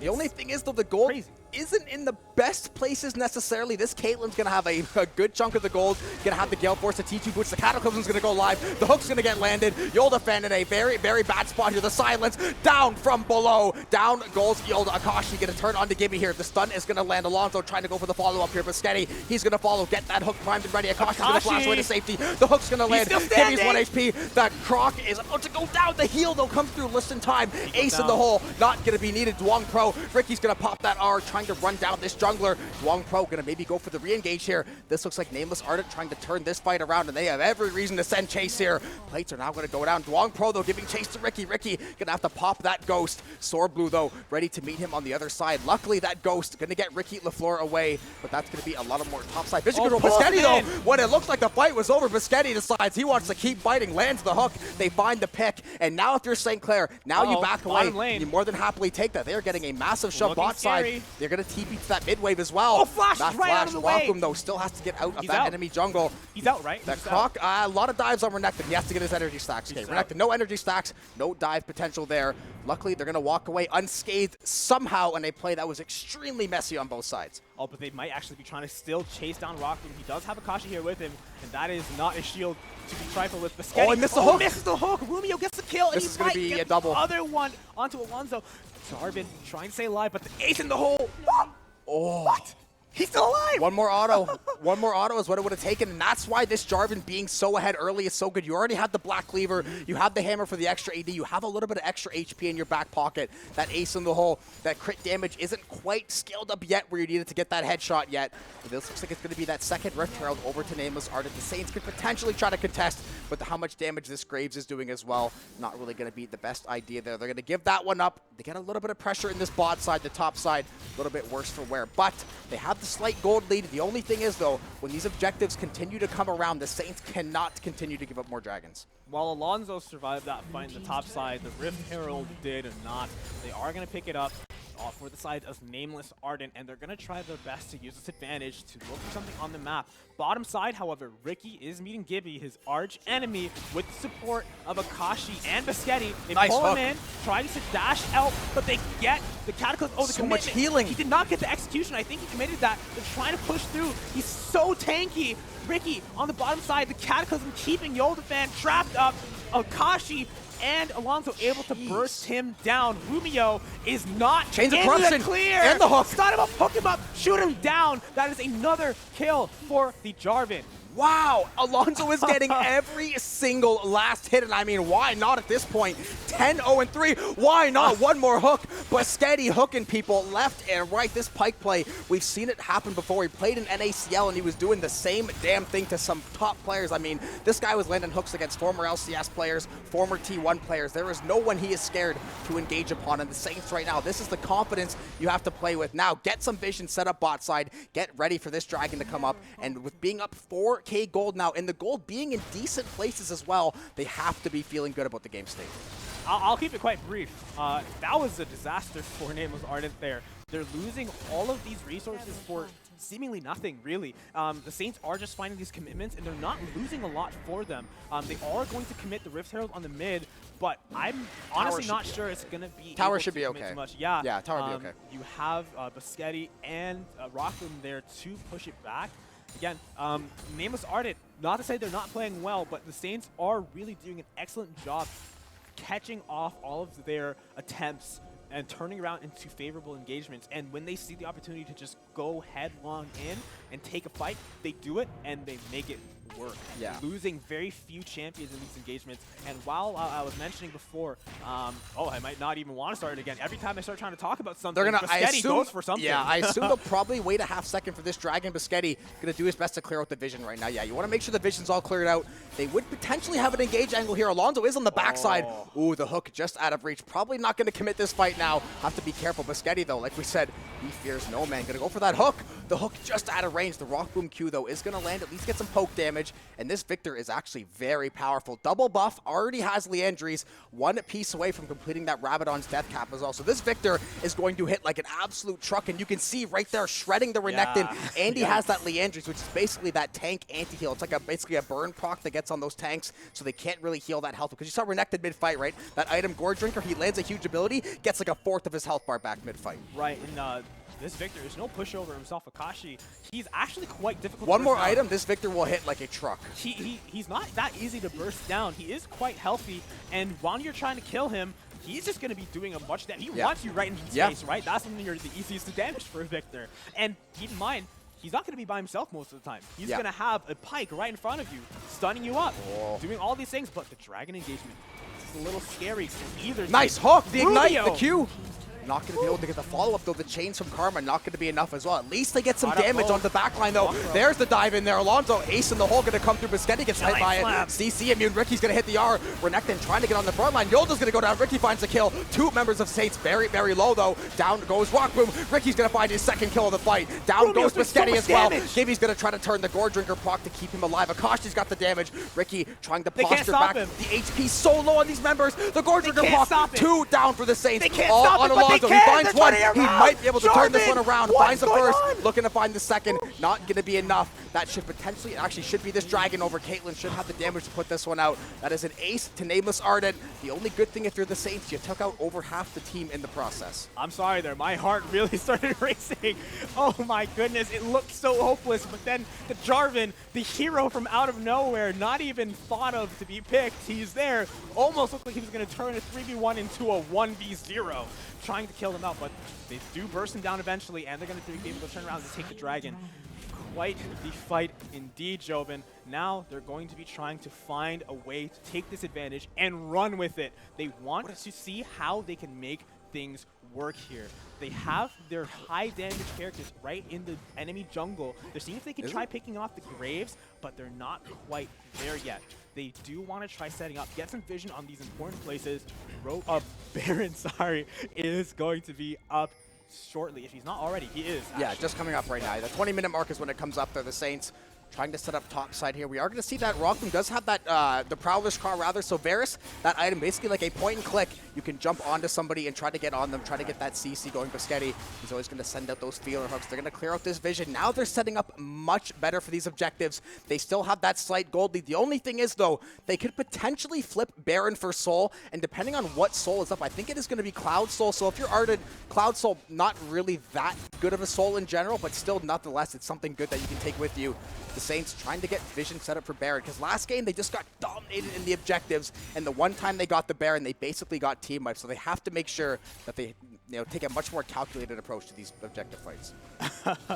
Oh man, Biscotti, he's just charging headlong. I don't know if he realized right into the enemy team. He is going to turn around. Yeah, they had words. Yeah. I'm feeling brave, Joe, but I'm going to try to finish the point I was going to try to make 10 minutes ago. Oh, never mind. It's on Galio. They can't, Like I said, the hook on Galio is nice, but like I said earlier, you can't really, it's like the Cho'Gath, unless you have everybody ready to all in right that moment, you're going to waste all your cooldowns, then you're going to look behind you, see Graves. Oh, Ricky from out of nowhere. Ricky is going to pop the R. Yolda's going to find a lot of damage. Ricky is going to pop, actually not going to have that ghost up ready. Stormblue going to try to turn around. There's the kill for the Croc. There's the hook and a land of Biscotti. That R is going to get popped though. Gibby, there's the Galio R to come in for help. Alonso, he's going to dash away to safety, but this should be potentially Baron over to Nameless Ardent if they take reset and go that top side. Instead, though, they might just take that pick on Ricky and try to work these waves. Looks like I think they're too low HP. It's actually going to be Saints. I would actually love if the Saints potentially went Baron, but it's scary. It's a little risky. You're missing Ricky, and he offers a lot to these fights. He is a force where if you don't just commit the damage, you need Ricky to fight Gibby pretty much. You need it, right? Or else the Renekton just walks all over you. It's just taking two giant walls with spikes on them and just pushing them into each other so that your guys behind the walls can, at least try to damage the wall from behind. Yeah. That's all you really can do. And like I said, I'm feeling a little brave. We're going to try to finish the point that I was trying to make 10 minutes ago. I'm going to have to be very fast though, but the mental is being tested for Rockboom. He was in a very difficult position. He was super behind on the goal, super behind on the farm, and your mental is really tested when you have to try to figure out what guy, that's the moment to sit with your team. Guys, what can I do here? Yeah. And you have to rely on your teammates to set you up for success, and they did exactly that. And I wish I was able to get it through, but they kept fighting, and kept fighting, and kept fighting. I was proven right. They set Rockboom up for success by just taking off these fights, getting sections of the map completely quartered off, and giving him the space to farm. So now, I can't exactly see his net worth right now, but I would bet if it's not equal to, it's probably slightly behind Caitlyn, if not highly. Yeah, but 1,000 behind, yeah. And the Saints have that 3K advantage. A lot of that gold, though, I mean, the jungler going to be ahead by decent. The mid lane gold is double actually... the deaths, though. Yeah, the mid lane, the only thing is, after in League, the first 10 minutes of a game, after, like, your second death, unless you're actively feeding one of the fed members, the kills don't really mean... You don't get a gold shutdown. You don't get that much XP. They don't mean that much. So Rockboom, I think he died 3 times at level 1. Those last 2 deaths, all they did was delay him from farming. They don't really get you any extra value. They're not going to get you that much XP. Literally, you take away 20, 25 CS from him end of the day. So once he gets back into the game, Varus scales very, very well. That damage output continues to be good later in the game. This Caitlyn, very, very strong early. Definitely a nuisance when she hits those power spikes, but she is somebody that can be had in that late game. And Gibby looks like he stepped on the wrong side of the rift this time. 3 Saints going for this round here. Looks like Alonso maybe trying to land, not trying to avoid to use the Cataclysm unless he has to. There, it's going to get burned though. The Victor EQ combo lands. Stuck under tower. Yolda stuck under tower. Tanking tower shot. Rockboom somehow gets a kill there. Probably shouldn't have gone away with that, but he does end up getting a kill. Now they're going to have to focus on this mid wave though. This tower, no wave to actually back on this one. So they're going to go to the Saints jungle here. That is going to be a TP in from, I believe, Akashi, though. Ricky going to start the engage over on Dwang Pro, trying to find the damage. Going to land that second Q. Ricky going to avoid the stun. The hook's going to go through. The kill, 100-0. Down goes Sword Blue. Caitlyn goes down as well. The bot lane turns to dust. 100-0. Another hook for Biscotti. Count him up, ring him up. An Ace and a Baron for the Saints. They can start to push in these waves. This is going to be Baron drag over to the Saints as well. So this was a perfect time to find those picks. It's always good to get kills, but when you get kills in the 1 minute of the game, there are 2 neutral objectives. You can turn this game completely on its head. Oh man, I'm starting to think I'm a curse. I was really about to say Rumio was perfectly in the position to be in the back line, and then instantly out of nowhere, he couldn't even flash in time. Dead, stunned and dead instantly. Alonso's Jarvan. Is this a new meta? I have maybe Alonso. He probably has a lot of games on Jarvan, but he hasn't really played any Jarvan because he hasn't really been like that meta. But I mean, the way they're setting up.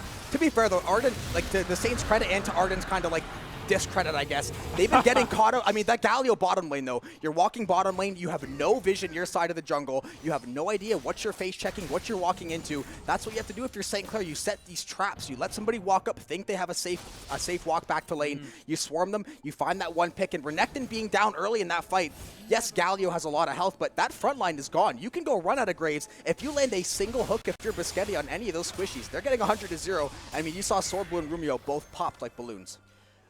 So what you're exactly saying is, this is exactly what you just said. Those deaths were intentional by Rock Boom in the early game, just to bait them into a false sense of security. Exactly. That's exactly what you're saying. That's what every ADC says. Is this death the false sense of security, though? Super low. They are not going to find the kill. Rock Boom, that death was not in the script for him. He's not going to be careful, though. Oh, but speaking of being careful, Dwang Pro. The bot lane push, though. The Saints are just going to stall at this mid wave because right now, Akashi's going to shred this bot lane. He should be able to potentially take this T3 as well. Not going to be able to crack the inhibitor. Now, if you're the Saints, though, this is when you try to delay the backs of Ardent as long as you can. With the Baron buff. If they can't recall to the base, Akashi not going to take the inhibitor. You don't want to risk it against Gibby, especially considering there was almost certainly a flank coming for Akashi. Yeah, Akashi's going to be Saints in a very that far behind, though. The only thing is, though, yeah, the Saints are going to have to collapse quickly. Akashi's not going to be long for this world. He might be able to get away, get out the flash. He's running. He's delaying. He has the R. The R is so much damage on the Victor. Biscotti lands the hook. Galio goes down. The Cataclysm, the jump in, the kill is found. Alonso finds it. Gibby about to go down as well. Alonso still chipping away here. The hook down from the below. Biscotti going to go from the depths, take him out. Ricky trying to run down Swordbloom. The second wave of Biscotti are not going to land. Timmy's finds another kill. The Saints might actually be able to end the game right on this push. Could be it. Rumio's the last man standing. Should be it. And they might just find him for not a lot, but he flashes in, does not get the hook. He's not going to be long. If he stands there for a couple more seconds, he might be gone. They can't win. They can't win quite yet. Yep. They do get the inhibitor. They should be able to crack the middle inhibitor as well. That's going to be a massive shove bot mid wave. They're going to have that set up for the next dragon. Baron's going to be back in a couple minutes here. But this game state now completely in St. Clair's favor, and it's now their game to lose. I was joking about the intentional death sync, but that display of the bottom from Akashi, I think that might have actually been a case of him just like, I'll die, I don't care. You guys are gonna wipe the team. You got the inhibitor. He still got a kill. It was totally. If you're gonna die, make it a 1-for-1. Get a lot of value in that boss side. You get an inhibitor, you found a kill, and that's why Victor is so good. Like you said, if you jump on Victor, he puts W cage and puts his R, so he freezes you and chunks you down. And he has 3 of the highest AP items in the game. He has that Medjai's as well. So this Victor strictly building items to destroy people in the blink of an eye, and so far it is working beautifully. And he's not as squishy as you think, or he's not as squishy as you think he's immobile, but he can take a little bit of damage when he gets a higher level. His health bar is really is also not look at the farm from him and Galio. Well. Look at the CS difference, 100. Oh. That is thousands of gold, quite literally thousands of gold difference in those 2 mid laners. Wow. And Victor scales like a maniac, so getting him online by the 25-minute mark, you're setting this game state up in a very, very beautiful spot. We mentioned it, right? This Caitlyn, she was like 4-2-3 at 15 minutes. Now 4-4-8. Even Rockboom 3-7-8, but landing a ton of good ability, shredding the armor of Nameless Ardent. That's all that matters to these Saints. They're going to crash this T3 tower once again. They're going to try to start to crack open this space. However, you can still very much throw from this spot, but things are looking very, very good. You can always throw. You can always throw. Yeah, you can always throw. You can always throw. You can just type GG, and that's the easiest way to throw at all points in the game. But small detail there, Gibby actually had to commit the flash to stay alive just in that small engagement. I'm not sure how long it's going to be on cooldown for him now. Another minute-ish. Yeah, that flash actually has been playing a huge role in the teamfights for him, allowing to just get in those subtle positions to be able to pressure Rock Boom and force the attention from the rest of the team. That makes a lot of space for Rumio, which forces them to clump together to collapse onto Gibby, and then Rumio just spams up the damage, spams up the Qs, spams up all this damage onto all of those. And that's how they've been playing these fights for the most part. But without that, it's going to be a little bit more difficult for them. Biscotti leading the charge with Ricky. They don't have a wave. Tower. Rock Boom getting aggressive. They want this tower. Yeah, they don't have a minion wave to tank the tower shots. So if they ran in there, they would be eating tower shots left and right, and one of the members would probably end up falling. Right now, you want to zone them, keep them in the base. You get all this vision in their bot side jungle. You go to play for this Cloud Drake. Even though Cloud Soul, you wouldn't necessarily care if you gave it away, but you'd much rather have it, especially as someone like Ricky gets some move speed going. He's going to land the Q. Biscotti lands the hook. Not going to be enough, though. That tower is still going to be that threat to chunk these Saints down. The Victor are going to give chase there to a couple members. That Leandri's burn over onto Rumio. This might, I was going to say, might be the middle inhibitor or the middle tower. They still don't have a minion wave. Cloud Drake is up right now, though. Saints going to make a beeline for that one. Should be able to get this one uncontested. If you're Ardent, I wouldn't really risk the game flipping for a Cloud Dragon, even Cloud Soul. Not really going to be worth it to me, but the Baron definitely going to be the point of interest after this trade.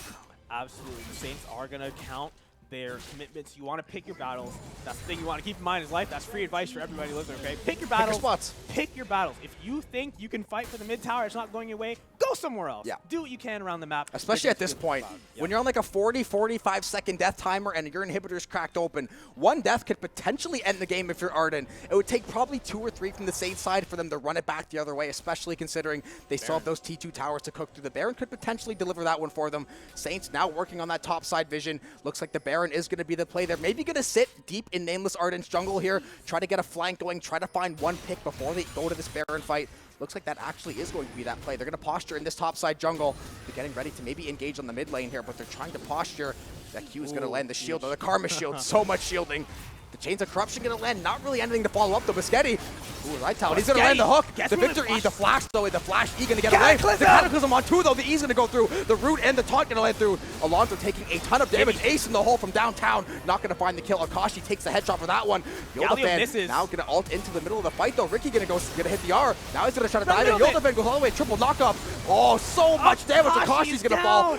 Alonso going to find the kill, though. Swordblue and Ricky still trading on the back line. That's going to be Ricky down to the jungler. Biscotti trying his best to get away now. This Croc on a rampage. He's hunting for Biscotti. Down he goes to the jungler. This is going to be a Baron over to Nameless Ardent. Rockboom is going to find the kill onto Rumio.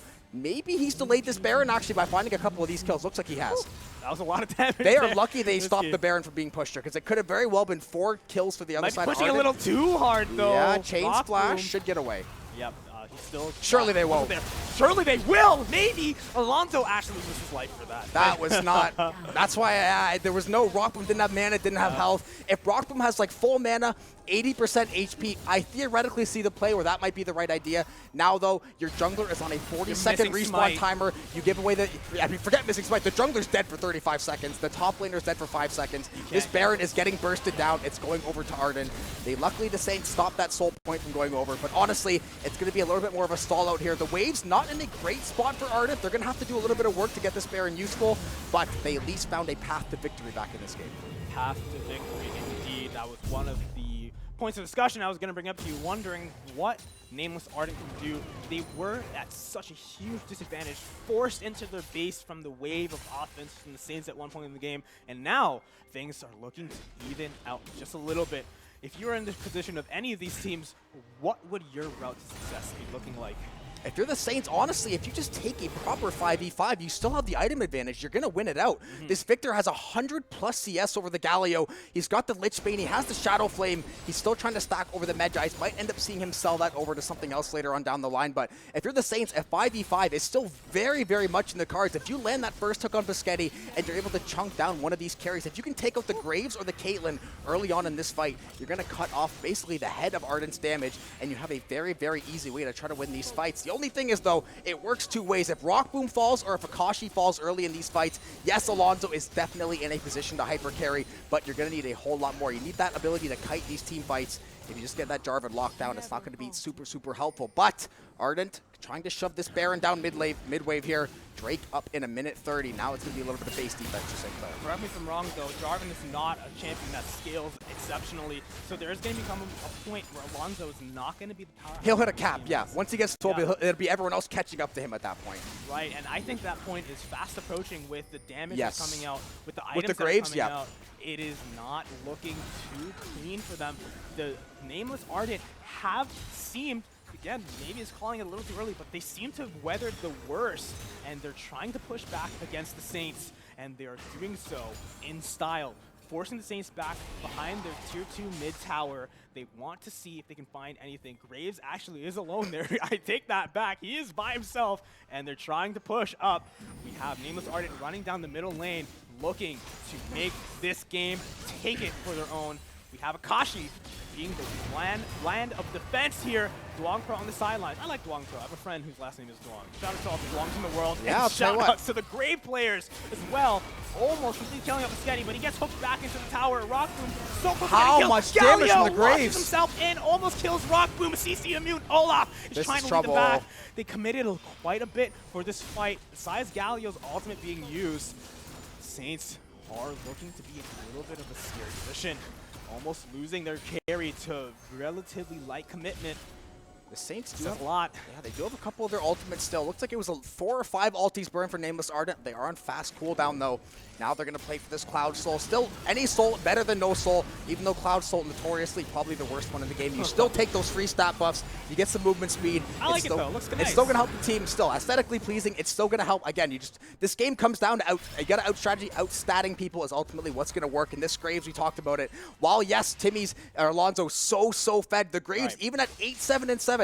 That's how much damage the Graves can do. He can just delete people off of the Rift. Somebody like Rockboom, somebody even like Biscetti. Biscetti has a little bit more healing on his side and some armor, but it's ultimately not going to matter that much. The Elder Dragon is going to be up in 5 minutes here. Baron up in 2.5. The top side getting shoved in. Akashi has to be very careful though. Has to make sure he plays off these teammates well. Otherwise, to be honest, the next team to lose a team fight, this game could potentially be over one way or the other. If it's a Baron team fight, the game will probably be over due to the Baron push. If it's like a one-off pick, potentially you could find something to work it with. Biscetti, this is a very dangerous spot for the Saints, so they could potentially get pinched in here on this mid-wave. And like I said, whoever gets first blood is going to pretty much guarantee themselves a fight. I think you're right on that. I really feel like whoever loses a champion first in this fight might lose the game. It's really intense here. The team of Saints, they're kind of broken up here. Rockboom looking very vulnerable. Duong Pro sensing that, trying to go. He almost gets the kill instantly. That is your ADC gone with nothing committed to it. The Nameless Ardent, they recognize that. They're charging down. Gibby on the backline, doing so much damage, takes on Akashi in the blink of an eye. They're all stacked together in the middle of the Cataclysm. They're pouring as much damage as they can into the pit. And like that, the game is completely over. Not a chance left, not a stone's throw away. Biscetti, the last line of defense for the Saints, and that is not a line you want to bet your money on when Nameless Ardent are hitting your Nexus and taking the series 2-0. Yeah, Nexus falls, Saints fall, Nameless Ardent behind in gold, behind in kills. It's all about when you get each of those things, though. They did a fantastic job the second half of that game. Once it got to that late game, they did a great job getting back in the game, getting that Graves online. You saw how much damage output they had. The Galio just frontlining for them. Such an awesome job. The Saints had that game potentially wrapped up in the bag. The only thing is, though, didn't scale quite as well. Rockboom never really got to the point of the Caitlyn or to the point where he was doing enough damage where like 1 Q would basically dissuade a team fight. Never really got ahead of himself. It was that slow early game, the strong mid game. But late game, things fell apart. And like we said, all it takes is 1 or 2 team fights timed properly, and that game ends up being over. Absolutely. As the saying goes, some things are worth their weight in gold.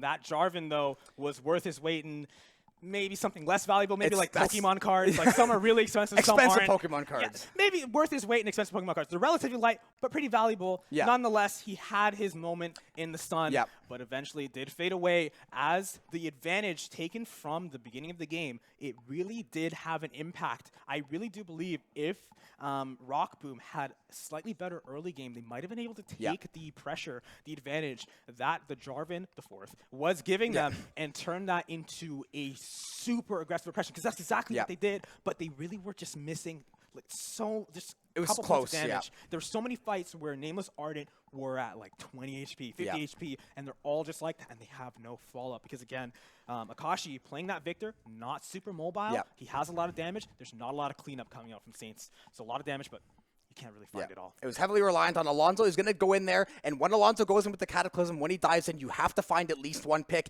You don't, like you said, you don't have a second wave of re-engage. Victor's not going to re-engage. You don't want Varus re-engaging. You know, I mean, Biscotti, yes, he's going to be there to land the hooks, and yes, try to be there to engage, but you don't have the follow-up. You don't really have great chase. Ricky, you have some chase on the Olaf, but it's not really CC. It's great for like chasing someone down for the last couple hits, but I mean, running at 3 or 4 members is never really going to go in your favor either way. But forcing them to look at him. Yeah, exactly. But credit to both of these teams. Absolutely. The ACL has provided us with a fantastic series to get things off. I mean, looking at the stats of both games, I know the kills are pretty much even. The gold was maybe a couple thousand apart between both of the games combined. So these teams about as even as you could match up. Nameless Ardent, though, they're going to take this week 2-0. And with that being said, we'll begin to start to wrap things up. Let everyone have a good Friday night. Thanks to Alex, Josh, and Ryan holding things down on the back line. Got Daniel and Daniil here in the booth together. But Saints lose to 0-2, rather, like we said. Nameless Ardent, week 1 of the ACL all wrapped up. Go enjoy your Friday. Take care of yourselves and have a good one.